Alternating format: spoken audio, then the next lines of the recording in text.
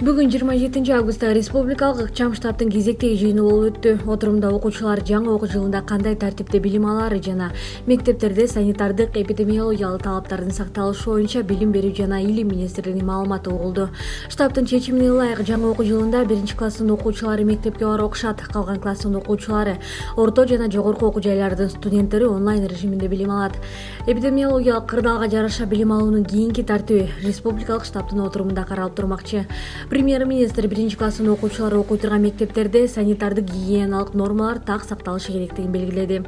Тийиштүү санитардык коопсуздук нормалардын тыкыр сакталышын камсыздоого мектеп жетекчилиги жоопту. Коомдук транспортто илдетин жугутуу абийчилиги жогору экенин эске алуу менен Билим берүү министрлиги жергиликтүү бийлик органдары менен биргеликте 1-класстын окуучуларынын мектепке барып келүүсүн уюштуруу маселесин карап чыгуусу шарт. Бул маселе өзгөчө шаарларга тийиштүү, деди Кубатбек Боронов. Өкмөт башчы аз камсыз болгон үй-бүлөлөрдүн балдарын аралыктан билим алуусуна шарт түзүү үчүн сыналгы жана уюлдук телефон менен камсыз кылуу маселесин чечүү керектигин кошумчалады. Өкмөт башчы штаб тарабынан мамлекеттик жана жергиликтүү бийлик органдарына берилген тапшырмалардын сапаттуу ишке ашырылышынын маанилүүлүгүн баса белгиледи. Ошондой эле Боронов коомдук транспортто санитардык гигиеналык талаптардын сакталышын туруктуу негизде көзөмөлдөө керектигин кошумчалады. Салык жол жоолорун фискалдаштыруу боюнча жүргүзүлгөн реформанын негизги максаты ишкерликти колдоо жана көмүскө экономика менен күрөшүү.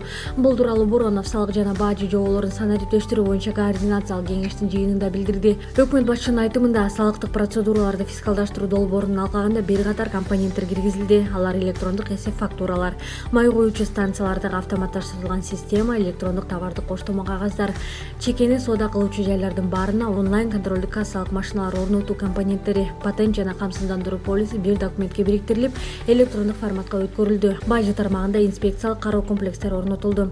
Бул багыттагы жумуштар мамлекеттик бюджеттин кирешесин бир кыйла көбөйтүүгө, көмүскө экономиканын үлүшүн азайтууга, аткезчилик аркылуу кирген товарларды кыскартуу менен көзөмөлдөөнүн ачык айкын механизмин киргизүүгө мүмкүнчүлүк түзөт.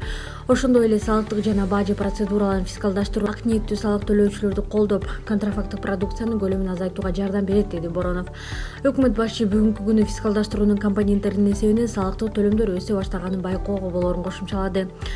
Бул багыттарда аткарылып жаткан иштер натыйжалуу жүрүп жатат десек болот, бирок бул фискалдаштыруунун биринчи гана кадамдары. Алдыда көптөгөн жумуштар бар. Биз түшүнүшүбүз керек. Жогоруда белгиленгендер өкмөттүн ишмердүүлүгүнүн артыкчылыктуу багыттары болуп саналат. Салык жол жоолорун фискалдаштыруу боюнча жүргүзүлүп жаткан реформанын негизги максаты таза иш алып барган ишкерлерди колдоо, көмүскө экономика менен күрөшүү жана ишкерликте таза атаандаштыкты камсыздоо. Көмүскө бизнес менен күрөшүү жана экономиканын ачык деңгээлин жогорулатуу оңой эмес, бирок маанилүү маселе. Ошондуктан биз реформалар мындан ары дагы жүргүзө бермекчибиз. Алдыда көптөгөн жумуштар бар, деп кошумчалады өкмөт башчы. Жыйында салыктык башкарууну санариптештирүү алкагында иштердин статусу, смарт салым аталышындагы салыктык башкарууну чагылдыруу планы жана салык кызматынын маселелерин иштеп чыгуу, борборун курууга даярдык көрүү сыяктуу бир катар маселелер каралды. Мындан тышкары жыйындын катышуучулары 2020-жылга салык жана бажы процедураларын санариптештирүү боюнча макулдашылган жол картасын бекитип беришти.